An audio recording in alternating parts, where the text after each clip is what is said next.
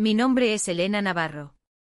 Tengo 36 años y durante la última década, fui operadora de grúa y nadadora de rescate para salvamento marítimo. He sido la mano que te saca de la oscuridad cuando el mar decide que es hora de cobrar deudas. He sido la voz en la radio, el peso en el extremo del cabrestante y, en muchas ocasiones, el último rostro que algunas personas vieron antes de cerrar los ojos para siempre. Sin embargo, en esta mañana de martes, bajo la luz mortecina de los fluorescentes, mi padre y su abogado estaban intentando convencerme y convencer a un juez de que yo era otra cosa. Me estaban llamando incapaz. Decían que mi mente estaba rota, que mis emociones eran inestables, que los fantasmas de mi pasado me inhabilitaban para gestionar mi propia vida y, lo que era más importante para mi padre, mi propio patrimonio. Pero me estoy adelantando. Para entender cómo llegamos a esta sala, a este estrado de madera oscura y a estas miradas gélidas, no debemos mirar los documentos legales. Debemos mirar hacia el mar. Específicamente hacia la Costa da Morte en Galicia, en la madrugada del 12 de noviembre de 2018. Lo que la mayoría de la gente no comprende sobre volar en un helicóptero de rescate durante un temporal de fuerza 9 no es el miedo. El miedo es predecible, es tu compañero, te mantiene alerta. Lo que no comprenden es la privación sensorial. Cuando estás en la puerta lateral del helicóptero con el arnés clavándose en tus caderas y el viento a 120 km/h golpeándote el rostro, no hay arriba ni abajo. La lluvia no cae, vuela en horizontal, como miles de alfileres de hielo. El mar y el cielo se fusionan en un abismo negro y rugiente. Tu único ancla con la realidad es el intercomunicador de tu casco y la confianza absoluta en la tripulación. Yo era los ojos del helicóptero cuando estábamos sobre el objetivo. El piloto era las manos. Y cuando las manos quedan cegadas, tú tienes que convertirte en la voluntad que mantiene a todos con vida. Aquella noche fuimos despachados para rescatar a la tripulación del galeón, un pesquero que se estaba yendo a pique a 30 millas de la costa de Finisterre. Yo tenía 29 años. Llevaba 7 años en el servicio. Estaba en la puerta trasera de nuestro helicóptero, el Helimer 401, operando la grúa. Mi trabajo era calcular el balanceo del barco, el oleaje de 8 metros y la posición del helicóptero para bajar a nuestro rescatador de cabina y subir a los marineros. Cada metro de cable es un cálculo vital. Un error de un segundo y el cable se tensa, partiendo el helicóptero o arrastrando a alguien a las hélices. Fue entonces cuando ocurrió. Un golpe de mar masivo, una ola errante, levantó la antena principal del pesquero justo cuando hacíamos la maniobra de aproximación. La antena golpeó el morro del helicóptero y reventó el parabrisas de la cabina de mando. Si nunca has estado en una aeronave despresurizada cuando el cristal estalla, te diré que el sonido no es un chasquido. Es un rugido monstruoso, como si el propio viento estuviera furioso por haber sido excluido y decidiera entrar a matarte. El impacto de los fragmentos de cristal reforzado y metacrilato golpeó de lleno a nuestro piloto comandante, Alejandro Vargas. Su visor se hizo añicos. Sufrió cortes profundos en el rostro, el cuello y, lo más crítico, en ambos ojos. En un segundo, el hombre que controlaba una máquina de 12 toneladas a 50 metros sobre un mar asesino quedó ciego y semi-inconsciente, sangrando profusamente, con sus manos aún aferradas a los controles por puro instinto, pero incapaz de procesar ningún horizonte. El copiloto intentó tomar los mandos, pero el impacto había dañado los sistemas hidráulicos del lado derecho. El helicóptero empezó a girar, perdiendo altitud, acercándose a las olas negras. Un trozo de metralla de la antena rebotó y me golpeó en el antebrazo derecho, desgarrando el traje de neopreno y cortando la carne hasta el músculo. Sentí el calor de mi propia sangre antes de sentir el dolor. Pero el dolor, en esos momentos, es solo información. Es tu cuerpo diciéndote que sigues viva.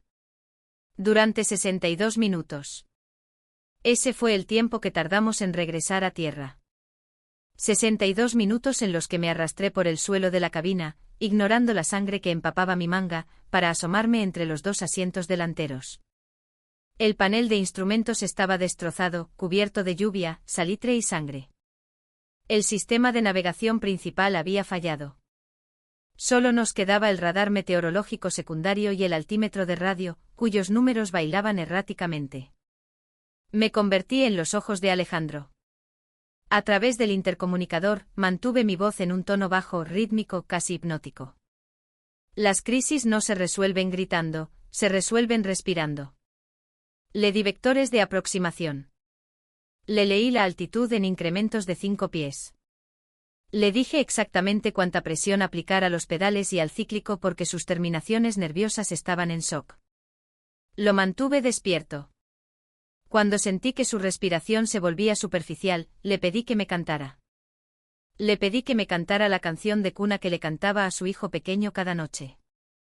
No necesitaba oír la canción, necesitaba que su cerebro se aferrara a una razón para no apagarse, a un motivo más grande que el dolor y el terror. Él cantó con la voz rota y temblorosa, cada 20 segundos. Volamos a ciegas hacia la costa.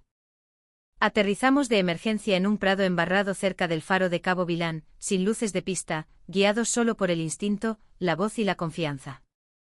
El aterrizaje rompió el tren de rodaje, pero no nos estrellamos. Sin embargo, no todos regresaron. Esa noche en el pesquero, logramos izar a un joven marinero antes del impacto. Se llamaba Mateo. Tenía 22 años. En el caos del choque, un cable suelto del cabrestante dañado lo golpeó en el pecho.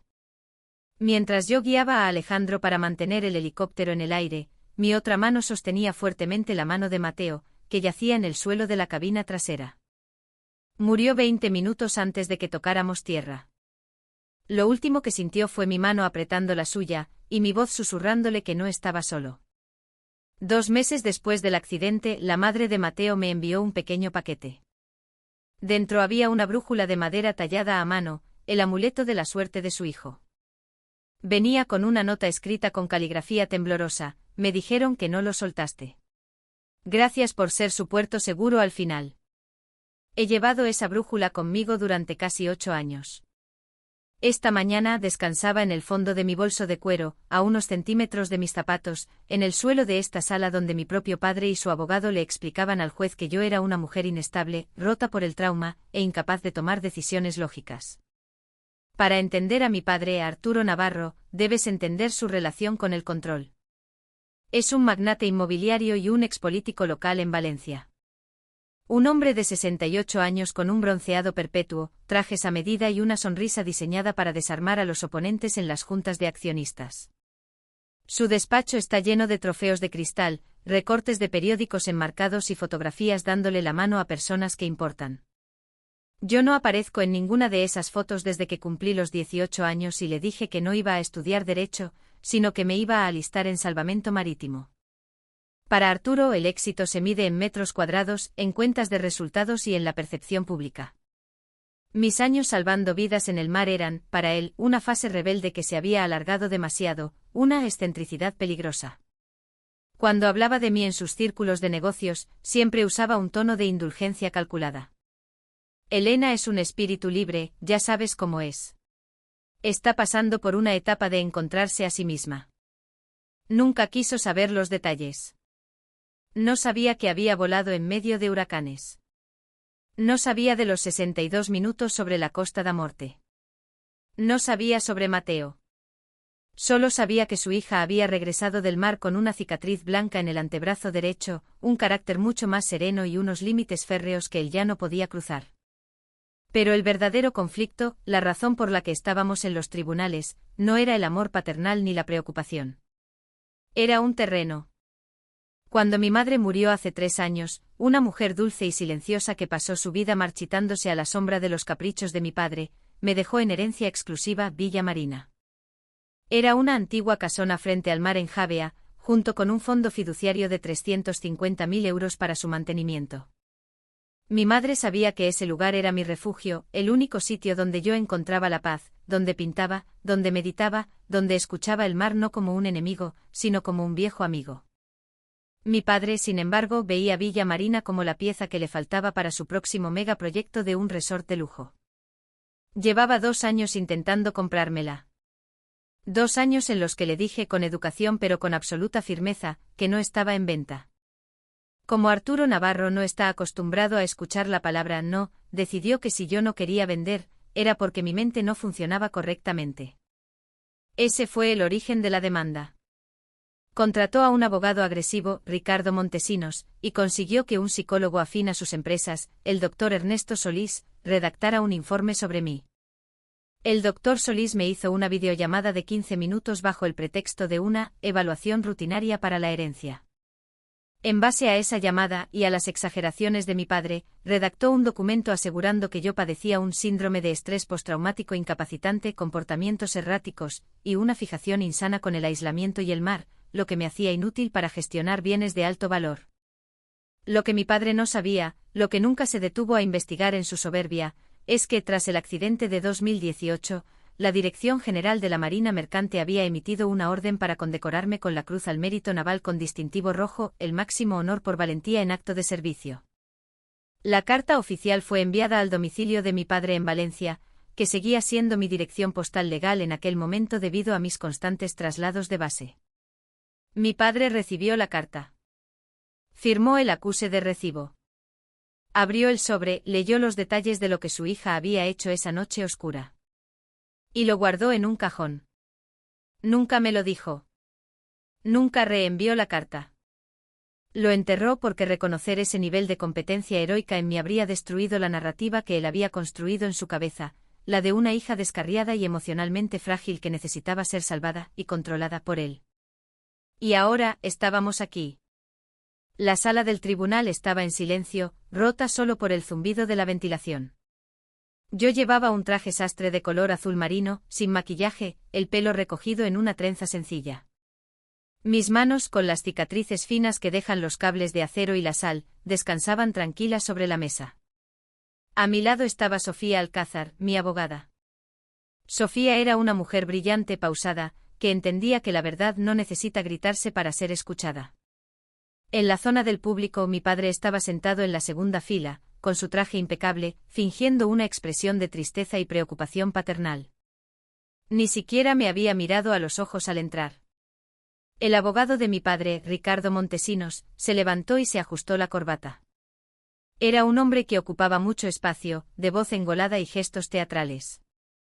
Señoría, comenzó Montesinos dirigiéndose al estrado, lo que nos trae hoy aquí es una tragedia familiar que requiere la compasión y la intervención de este tribunal. Tenemos a una mujer joven, la señora Navarro, que ha sufrido experiencias traumáticas innegables durante su servicio en el mar. Nadie discute eso. Pero ese trauma la ha dejado rota. El informe del doctor Solís, un eminente psiquiatra, detalla claramente su aislamiento social, su negación de la realidad y su incapacidad para tomar decisiones financieras racionales, como mantener una propiedad ruinosa por puro apego emocional en lugar de permitir que su padre, un empresario de éxito demostrado, gestione y proteja su patrimonio. Solicitamos la tutela legal para el señor Navarro por el propio bien de su hija. Montesinos hizo una pausa dramática, buscando el asentimiento del juez. Yo no miré a Montesinos. Miré hacia el estrado. El juez acababa de ser destinado a esta sala hace apenas un mes. Había estado leyendo el expediente inicial mientras Montesinos hablaba. Era un hombre de unos 40 y tantos años, con el pelo canoso en las sienes, gafas de lectura de montura fina y una postura extrañamente recta, militar. Llevaba la toga negra de magistrado, pero había algo en la forma en que sus manos descansaban sobre los documentos que me resultaba familiar. La forma en que sus pulgares rozaban los bordes del papel. Su nombre en la placa de la puerta decía, Jan. Alejandro Vargas M. Cuando Montesinos terminó su monólogo sobre mi mente rota, el juez Vargas levantó la vista lentamente. Tomó el informe del psicólogo que Montesinos acababa de mencionar, lo miró por un segundo y luego me miró a mí. Nuestras miradas se cruzaron a través de la distancia de la sala. Yo había sanado mucho a través de los años. Fui a terapia. Lloré a Mateo. Aprendí a abrazar mis cicatrices. Había construido una vida hermosa y tranquila, pintando, cultivando mi jardín en Villa Marina, respetándome a mí misma lo suficiente como para no aceptar el veneno de mi padre. Había encontrado la paz. Y esa paz era lo que me permitía estar sentada allí, sin temblar, devolviendo la mirada al juez. Alejandro Vargas se quitó las gafas. La luz fluorescente cayó sobre su rostro. Ahí estaban. Finas, casi imperceptibles a menos que supieras qué buscar, pero yo lo sabía. Las cicatrices estrelladas alrededor de su ojo izquierdo y a lo largo de su mandíbula. Las marcas de un parabrisas estallando a 120 km/h. Después del accidente supe que a Alejandro lo habían retirado del servicio activo de vuelo debido a la pérdida parcial de visión en un ojo. Sabía que había retomado sus estudios de Derecho, una carrera que dejó a medias en su juventud, y que había opositado a la judicatura. Pero España es un país grande y los caminos que se separan en un hospital militar rara vez se vuelven a cruzar en un juzgado civil. Hasta hoy. El juez Vargas no pestañeó. La sala entera parecía haber desaparecido para él. No había abogado pomposo, no había un padre codicioso en los bancos de atrás. Solo estábamos la mujer de la grúa y el piloto ciego. Letrado Montesinos, dijo el juez Vargas. Su voz era profunda, serena, el tipo de voz que no necesita elevarse para dominar una tormenta. He leído el informe del doctor Solís. Consta de 3 páginas, redactadas tras una llamada de 15 minutos. ¿Es eso correcto? Montesinos dudó un segundo, desconcertado por el cambio de tono. Sí, señoría. Pero el doctor Solís es un experto.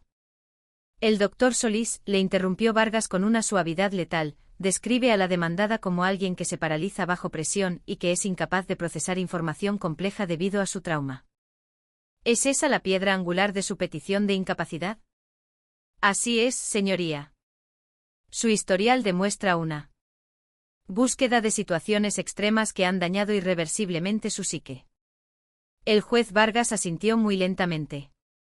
Dejó el informe a un lado. Volvió a mirarme. Señora Navarro, dijo el juez, y aunque usó el término civil, la cadencia de su voz fue la de un oficial dirigiéndose a un compañero. Me gustaría hacerle una pregunta para que conste en acta. Sofía, mi abogada, me tocó el codo ligeramente. Ella sabía la verdad. Ella había preparado nuestra defensa meticulosamente, pero no esperaba esto. Nadie esperaba esto. Adelante, señoría, respondí. Mi voz sonó clara, resonando en la madera de la sala. En noviembre de 2018, frente a la Costa da Morte, con ráfagas de viento de 60 nudos y un fallo catastrófico en el panel de instrumentos principal de un helicóptero AU-139. ¿Cuál era la lectura correcta de altitud para librar los acantilados de Cabo Vilán durante una aproximación a ciegas? El bolígrafo de Montesinos cayó sobre la mesa con un leve ruido sordo. Mi padre, en la segunda fila, frunció el ceño, inclinándose hacia adelante como si de repente no entendiera el idioma que se estaba hablando. Yo no dudé. Mis manos sobre la mesa no temblaron. Viajé mentalmente de vuelta a esa noche fría y negra, pero esta vez sin dolor. Solo con la claridad de la competencia absoluta. 350 pies como mínimo, señoría. Manteniendo un rumbo de 270 hasta escuchar el eco del radioaltímetro, corrigiendo la deriva del viento con presión constante en el pedal izquierdo. El silencio en la sala se volvió tan denso que casi se podía tocar. ¿Y qué cantamos aquella noche, Elena? Preguntó el juez. Fue la primera vez que usó mi nombre de pila. No lo dijo como un juez, sino como un hombre que había vuelto a nacer gracias a la mujer sentada frente a él. Sentí un nudo de emoción pura formándose en mi garganta, pero esbocé una pequeña y cálida sonrisa. Cantamos Estrellita ¿dónde estás, señoría? Para su hijo Leo. Cada 20 segundos durante 62 minutos. Alejandro Vargas cerró los ojos por un segundo. Vi cómo su pecho se expandía en una respiración profunda, la misma respiración que yo le había obligado a tomar cuando se estaba desangrando sobre los controles. Cuando volvió a abrir los ojos, el magistrado Vargas se puso en pie. Los jueces nunca se ponen en pie para emitir un fallo o una declaración. Se sientan envueltos en su autoridad. Pero Alejandro se levantó, apoyando ambas manos sobre el estrado. Letrado Montesinos. Señor Navarro, dijo, dirigiendo su mirada hacia mi padre. Su voz resonó con una autoridad que iba mucho más allá de las leyes escritas. Hace 8 años, yo era el comandante del Helimer 401. Una ola destruyó mi cabina y me dejó ciego y perdiendo el conocimiento en medio del peor temporal de la década. La mujer que ustedes han traído hoy aquí, a la que acusan de ser incompetente, débil e inestable, tomó el control táctico de una aeronave destrozada. Con un brazo desgarrado operando sistemas degradados en completa oscuridad, calculó vectores mentales de navegación y me guió con su voz, manteniéndome con vida, hasta llevarnos a tierra. Hizo una pausa. Montesinos estaba pálido, boquiabierto. Mi padre se había quedado petrificado en su asiento, sus manos aferradas a las rodillas, con los ojos muy abiertos, viendo cómo el frágil castillo de mentiras burocráticas que había construido se desmoronaba ante una verdad aplastante e ineludible. Sobreviví y pude volver a ver a mi hijo gracias a la competencia, la resiliencia y la inquebrantable fuerza mental de Elena Navarro, continuó Vargas, asegurándose de que la taquígrafa registrara cada sílaba. La idea de que esta mujer es incapaz de gestionar un patrimonio o tomar decisiones lógicas no solo es absurda, es un insulto a la decencia humana. Que conste en acta. Alejandro me miró una última vez, con una gratitud que trascendía el tiempo y el espacio. Un reconocimiento entre dos personas que conocían el valor de la vida. Por tener una conexión personal directa con la parte demandada, y habiendo sido beneficiario directo de sus acciones heroicas, me inhibo de este procedimiento. El caso será reasignado inmediatamente a la magistrada de la sala contigua. Letrados, el tribunal entra en receso. Recogió sus papeles, hizo una leve e imperceptible reverencia con la cabeza hacia mi mesa, y salió por la puerta lateral. Durante un minuto entero, nadie se movió. El aire acondicionado seguía zumbando. Yo tomé una respiración profunda, sintiendo como una inmensa sensación de ligereza me llenaba los pulmones. No era la satisfacción de la venganza. La venganza es un veneno que te bebes tú esperando que el otro muera. Lo que sentía era libertad. La libertad de que mi verdad, mi dolor transformado en luz, hubiera sido iluminado en la misma sala donde intentaron enterrarme. Sofía, mi abogada, me apretó la mano suavemente. No tuvimos que esperar mucho. A los 40 minutos, la jueza Carmen Silva, una mujer mayor de semblante severo, entró en la sala. Había leído la transcripción de Vargas y traía el expediente bajo el brazo. Montesinos estaba visiblemente sudoroso. Sabía que el caso estaba muerto, pero intentó salvar los muebles. Señoría, dada la irregularidad de la situación, el demandante estaría dispuesto a retirar la demanda sí. Siéntese, letrado, le cortó la jueza Silva. No van a retirar nada porque no les voy a dar la oportunidad. Abogada Alcázar, su turno. Sofía se puso en pie. Su voz era tranquila, pero cortaba como un bisturí. No habló del helicóptero, habló de los documentos. Presentó primero las pruebas del fondo fiduciario y de la cuenta bancaria de Villa Marina, demostrando una gestión financiera impecable por mi parte. Luego sacó el as de la manga. Señoría, presentamos como prueba documental el registro de correos certificado número 448-B, fechado en enero de 2019. Corresponde a la notificación oficial de la Dirección General de la Marina Mercante otorgando la Cruz al Mérito Naval a la señora Navarro. Sofía caminó hacia el estrado y depositó la copia del documento. Adjunto el acuse de recibo. Está firmado por el demandante don Arturo Navarro. Él recibió esta condecoración que atestiguaba la excepcional capacidad y valentía de su hija. Y la ocultó. Nunca se la entregó. En lugar de ello utilizó un informe médico fraudulento, de 15 minutos, para intentar arrebatarle el hogar de su difunta madre con fines puramente especulativos. La jueza Silva examinó los papeles. El silencio de mi padre en la parte trasera de la sala era el silencio de un hombre dándose cuenta de que el mundo ya no giraba a su alrededor.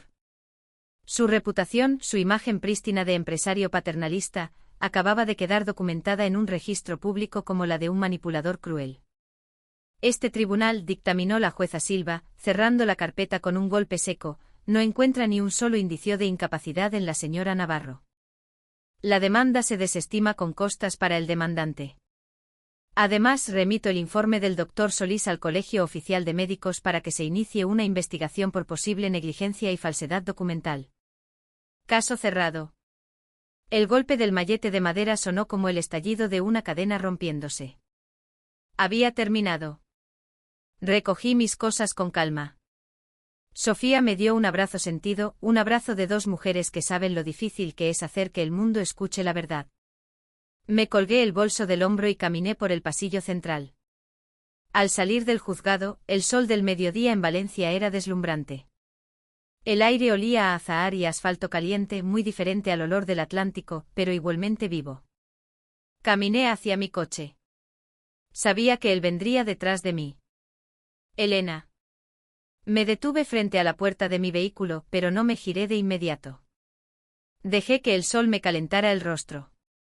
Luego, lentamente, me di la vuelta. Arturo Navarro estaba de pie a un par de metros de mí. Ya no parecía el gigante corporativo que siempre creyó ser. Parecía simplemente un anciano cansado, un hombre que había pasado toda su vida acumulando ladrillos y se había olvidado de cómo construir un hogar. Sus hombros estaban caídos. Podrías haberme avisado, dijo. Su voz carecía de la arrogancia habitual. Sonaba defensivo, frágil. Podrías haberme dicho quién era ese juez. Podrías haberme contado lo de esa medalla. Lo que hiciste. Me has humillado públicamente. Le miré y para mi sorpresa, no sentí ira. La ira es una emoción pesada, y yo ya había soltado todos mis lastres. Sentí una profunda y genuina pena por él. Me di cuenta de que mi padre era un hombre que vivía en un mundo diminuto, un mundo definido por el dinero, los favores y las apariencias. Él nunca entendería la grandeza de sostener la mano de alguien en la oscuridad. Nunca sabría lo que se siente al salvar una vida. Era pobre. Tristemente pobre. Tú nunca preguntaste, papá, le respondí, mi voz suave, desprovista de veneno. Tuviste la carta en tus manos hace años. Elegiste no leer quién era yo porque era más fácil creer que yo estaba rota para poder controlarme. Él abrió la boca para justificarse, pero no encontró las palabras. Yo no estoy rota, continué, dando un paso hacia él, estableciendo mi límite final con la serenidad del mar en calma. Mis cicatrices son la prueba de que sobreviví y de que ayudé a otros a sobrevivir. Villa Marina no se vende. Es mi hogar. Es el lugar donde mamá era feliz y donde yo soy feliz. No te guardo rencor, papá. Pero a partir de hoy, no volverás a acercarte a mí. Te deseo paz. Creo que la necesitas más que yo. Me di la vuelta, abrí la puerta del coche y entré. No me quedé a ver su reacción. No necesitaba hacerlo. Mi validación ya no dependía de su aprobación. Antes de arrancar el motor, abrí mi bolso. Saqué la pequeña brújula de madera que la madre de Mateo me había enviado. La acaricié con el pulgar. El barniz estaba desgastado en el centro, justo donde yo solía frotarlo en los días en que la tristeza amenazaba con volver. Pero hoy no había tristeza. Hoy, la aguja apuntaba al frente. El crecimiento personal no siempre significa perdonar y olvidar para mantener a las personas tóxicas en tu vida. A veces, la mayor prueba de amor propio es aprender a marcharte con gracia. Aprender que no tienes que demostrarle tu competencia a aquellos que están decididos a malinterpretarte. Tienes derecho a proteger tu espacio, tu patrimonio emocional y tu paz. Miré el espejo retrovisor. Mi padre seguía de pie en la acera, una figura solitaria que se iba haciendo cada vez más pequeña mientras yo aceleraba y me alejaba, conduciendo hacia la costa, hacia el sur, hacia casa. Tenía un jardín que regar, unos lienzos en blanco esperando en el porche, y el sonido de las olas susurrando por fin, mi propia canción de libertad.